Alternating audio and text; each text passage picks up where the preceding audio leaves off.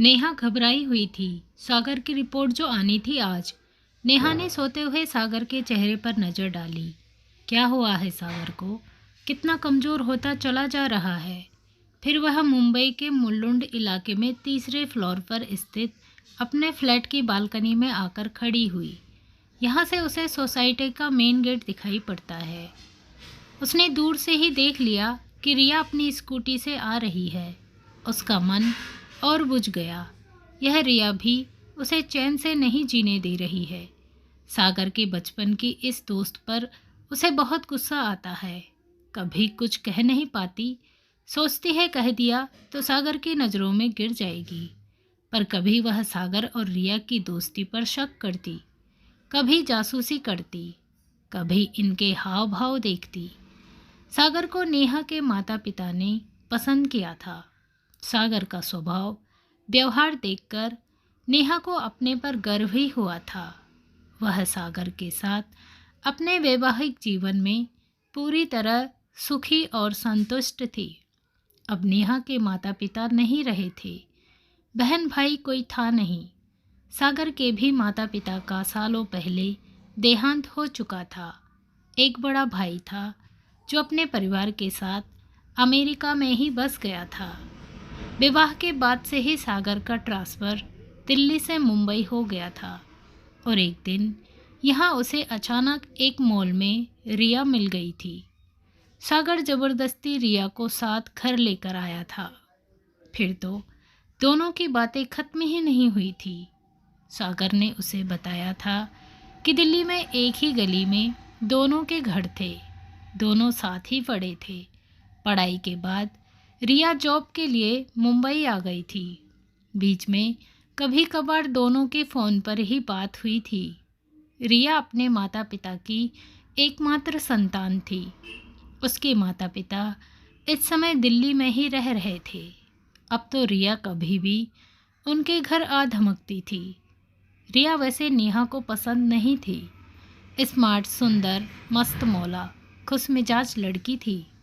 यहाँ एक एनसीसी में अच्छे पद पर कार्यरत थी। वह 2 लड़कियों के साथ फ्लैट शेयर कर रहती थी। डोरबेल की आवाज़ से नेहा की तंद्रा भंग हुई। हाथ में खूब सारे पैकेट लेकर रिया अंदर आई। सब पैकेट टेबल पर रखकर सीधे सागर को देखने बेडरूम में गई। कुछ आहट पाकर सागर ने आंखें खोली। कैसे हो? रिया ने पूछा। ठीक हूँ, सागर मुस्कुरा दिया। कुछ नाश्ता लेती हुई आई हूँ, सब खाते हैं, रिया बोली। नेहा ने कहा तुम खा लो, मेरा मन नहीं है। रिया ने नेहा को स्नेहपूर्वक अधिकार के साथ आंखें दिखाई।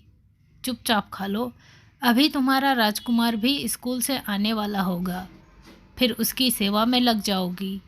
चलो अब शांति से बैठकर कुछ खा लो। नेहा अब मना नहीं कर पाई। वह सागर के लिए फल काट कर लाई और अपने दोनों के लिए चाय। सागर ने 2 टुकड़े ही खाए थे कि फिर उसके पेट में तेज दर्द हो उठा। वह पसीने पसीने हो गया। नेहा फिर घबरा गई। रिया ने कहा, रहने दो सागर, तुम कुछ मत खाओ, अब रिपोर्ट्स आ ही जाएगी, पता चलेगा क्या परेशानी है। लो थोड़ा पानी पी लो। रिया ने सागर के मुंह में 2 चम्मच पानी डाला। नेहा के हाथ पांव फूल रहे थे। रिया ने कहा, अब तुम लोगों का डॉक्टर के पास जाने का टाइम हो रहा है, मैं यहीं रुकती हूँ। यस स्कूल से आएगा तो मैं उसे देख लूँगी। नेहा ने उसकी तरफ कृतज्ञता भरी नज़रों से देखा तो रिया हंस पड़ी। ज़्यादा मत सोचो, तैयार हो जाओ, कभी मेरी तबीयत खराब होगी ना तो इतनी सेवा करवाऊँगी कि याद रखोगे। दर्द में भी हंसी आ गई सागर को। बोला, तुम हमेशा बकवास ही करना। रिया ने उसे घूरा तो नेहा दोनों को देखती रह गई। अक्सर दोनों की खुली दोस्ती को समझने की नेहा कोशिश ही करती रह जाती थी। यस स्कूल से आ गया तो नेहा उसके साथ व्यस्त हो गई। रिया आराम से सागर के पास बैठकर बातें कर रही थी। अब तक यश भी रिया से काफ़ी घुल मिल चुका था। यश को रिया के पास छोड़ सागर और नेहा अस्पताल चले गए। नेहा रिपोर्ट्स लेकर डॉक्टर के रूम के बाहर अपने नंबर की प्रतीक्षा कर रही थी। सागर निढाल बैठा हुआ था। नेहा चिंतामग्न थी। उसके विवाह को 8 साल ही तो हुए थे। सागर के पेट में काफ़ी समय से बहुत तेज दर्द की शिकायत थी। वह कोई पेन किलर खा लेता था, दर्द ठीक हो जाता था। पर इस बार नेहा की जिद पर वह अपना चेकअप करवाने आया था। बहुत सारे टेस्ट हुए थे। अपना नंबर आने पर नेहा डॉक्टर सतीश के हाथ में रिपोर्ट देते हुए मन ही मन बहुत घबरा रही थी। उसकी हथेलियां पसीने से भीग उठी थी। वह सागर की गिरती सेहत को लेकर बहुत फिक्रमंद थी। डॉक्टर की गंभीरता देखकर तो सागर भी असहज हो उठा। सब ठीक तो है ना डॉक्टर साहब? नहीं मिस्टर सागर, कुछ ठीक नहीं है। आपकी आंतों का कैंसर है। नहीं डॉक्टर, नेहा लगभग चीख ही पड़ी। यह कैसे हो सकता है? सागर तो जैसे पत्थर का हो गया था। ज़्यादा चिंता मत करें, आप एडमिट हो जाइए। इलाज शुरू करते हैं। कीमोथेरेपी होगी। आजकल हर बीमारी का इलाज है। आप लोग देर न करें, इलाज शुरू करते हैं। लगातार बरसती आंखों से सागर को एडमिट करवाकर नेहा फिर डॉक्टर के पास गई। पूछने लगी, डॉक्टर, सागर ठीक तो हो जाएंगे ना? कोशिश तो पूरी की जाएगी, लेकिन रिपोर्ट्स के हिसाब से उनके पास मुश्किल से 6 महीने ही हैं। कैंसर पूरी तरह से फैल चुका है। आप लोगों ने आने में बहुत देर कर दी है। अपने आप को संभालती रोती सिसकती नेहा ने रिया को सब बताया तो उसे भी तेज झटका लगा। फिर तुरंत अपने आप पर काबू रखते हुए कहा, तुम वहीं रुक रहो, मैं रात को भी यहीं घर पर रहूंगी।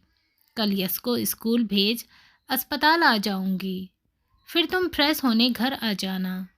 किसी भी बात की चिंता मत करना, मैं ऑफिस से छुट्टी ले लूंगी। नेहा को समझाकर तसल्ली देकर फ़ोन रखकर रिया भी फूट फूट कर रो पड़ी। यह क्या हो गया? उसका दोस्त इतनी बड़ी बीमारी की चपेट में आ गया। अब क्या होगा? नेहा अकेले कैसे सब करेगी? इन दोनों का तो कोई है भी नहीं यहाँ। अब उसे ही इनका सहारा बनना है। अगले दिन यश को स्कूल भेज सबका खाना बनाकर मेड से घर की साफ सफाई करवा कर रिया अस्पताल पहुंच गई। वह सामान्य ढंग से सागर और नेहा से बातें करती रही। सागर तो अब मानसिक रूप से भी निढाल हो चुका था। उसने नेहा को जबरदस्ती घर भेज दिया। उसके वापस आने तक रिया सागर से हमेशा की तरह हल्की फुल्की बातें करती रही। एक दो बार सागर को हंसा भी दिया। फिर सागर भी थोड़ा सहज होकर बातें करता रहा। नेहा वापस आई तो तीनों अपने आप को सामान्य करने की कोशिश करते रहे।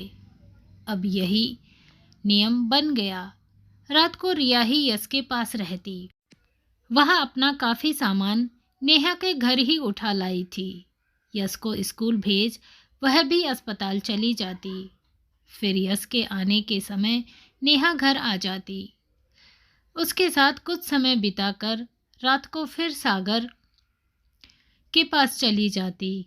एक हफ्ता सागर अस्पताल में एडमिट रहा। कीमो का पहला सेशन सागर के लिए काफ़ी कष्टप्रद था। सागर की पीड़ा देखकर नेहा तड़प जाती। आंखें हर पल भीगी रहती। एक हफ्ते बाद डॉक्टर ने कहा, अब ये घर जा सकते हैं। इलाज तो चलता रहेगा। इन्हें हर हफ्ते कीमोथेरेपी के लिए आना है। बहुत सारे निर्देशों के साथ तीनों घर लौट आए। रिया ने ही सागर के ऑफिस फ़ोन कर सब जानकारी दे दी।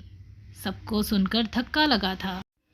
फिर सागर से मिलने जान पहचान का कोई न कोई आता रहता था।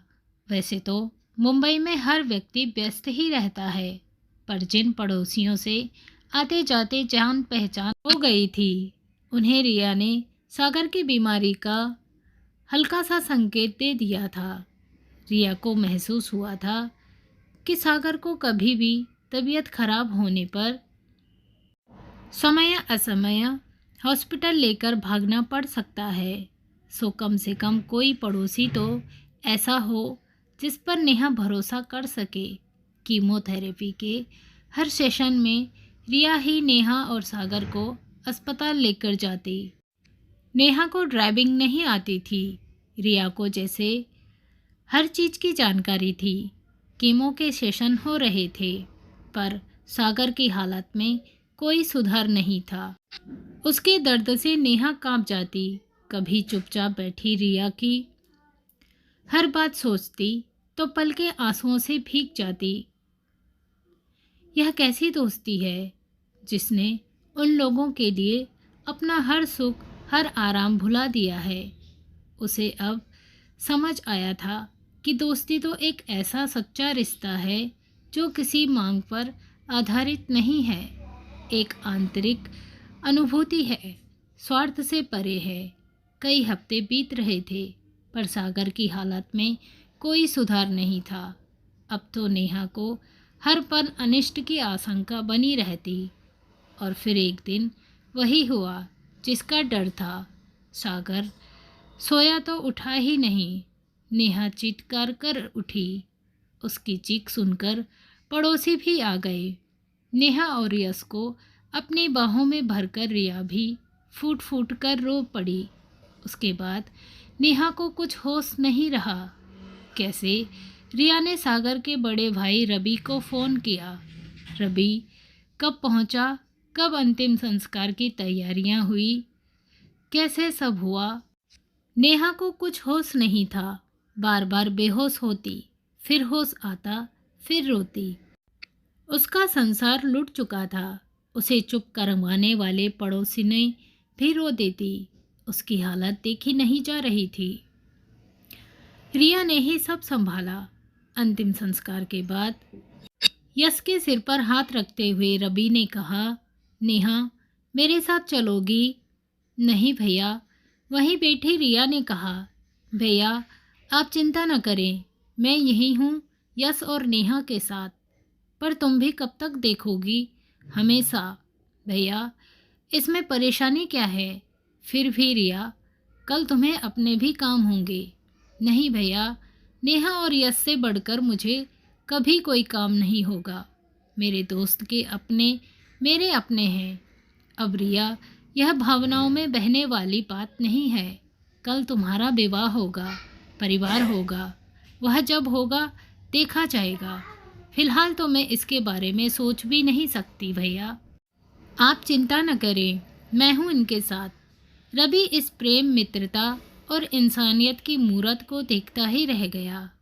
उसकी आंखें रिया के प्रति सम्मान से भर उठी। एक हफ्ते बाद रवि चला गया। नेहा बुरी तरह डिप्रेशन का शिकार हो गई थी। कभी रिया के गले लगकर तो कभी यश को सीने से लगाकर फूट फूट कर रोती। रिया ने अपनी छुट्टियां और बढ़ा ली थी। उसने नेहा और यश की पूरी देखभाल की। उसकी कोशिशों से नेहा सामान्य होने लगी। नेहा सामान्य हुई तो रिया ने ऑफिस जाना शुरू किया। वह अपना सारा सामान नेहा के घर ही ले आई थी।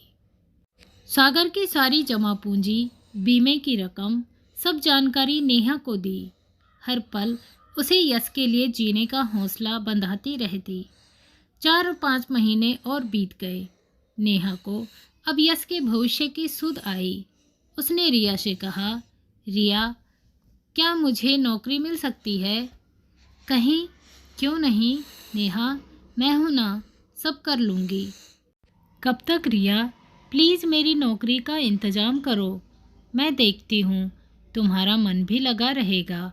रिया ने हर तरफ कोशिश करते हुए घर से थोड़ी दूर ही स्थित एक अच्छे स्कूल में नेहा के लिए टीचिंग की जॉब ढूंढ ली। मुस्कुराते हुए रिया बोली, यह स्कूल घर के पास भी है। यश का एडमिशन भी यहीं करवा लेंगे। दोनों माँ बेटा एक साथ आना जाना। खुश नेहा ने रिया के दोनों हाथ पकड़ लिए। रिया, कुदरत ने शायद तुम्हें मेरे लिए ही भेजा था। तुम्हारा एहसान में। कहते कहते नेहा का स्वर भर्रा गया। चलो, तुम्हें मेरी कुछ तो कद्र है। एक नालायक से दोस्ती की थी, वह तो छोड़कर चला गया, कहकर मुस्कुराने की कोशिश करते करते भी रिया का गला रूंध गया। दोनों एक दूसरे के गले लगकर रो पड़ी। आज नेहा के दिल में रिया के लिए प्यार ही प्यार था। सारे संदेह शंका निर्मूल साबित हुए थे। अपने मन के सारे संदेहों पर वह दिल से शर्मिंदा थी। सागर तो हमेशा के लिए चला गया था, पर वह ऐसी दोस्त दे गया था जो अब नेहा के मन प्राण का हिस्सा बन चुकी थी। जीवन में आए इस तूफान में, दुख भरे बादलों के बीच उसकी दोस्ती ही तो थी उसके साथ। दोस्ती की मिसाल तो अब समझ में आई थी नेहा को। महसूस हो चुका था कि दोस्ती स्त्री पुरुष के मोहताज नहीं है। भीगी पलकों से नेहा अपने मृत पति की प्यारी दोस्त को देखती रह गई। अब लग रहा था उसे कि उनकी दोस्ती तो वर्षा की तरह थी। उनकी दोस्ती के केंद्र में तो मात्र संवेदना, करुणा और प्रत्येक स्थिति में सबल बनने की प्रेरणा सांसें लेती थी। मृत पति और सामने खड़ी उसकी दोस्त के पावन रिश्ते की गहराई महसूस कर नेहा की आंखें भीगती चली गई। नेहा अपनी सोच पर मन ही मन खूब पछताई।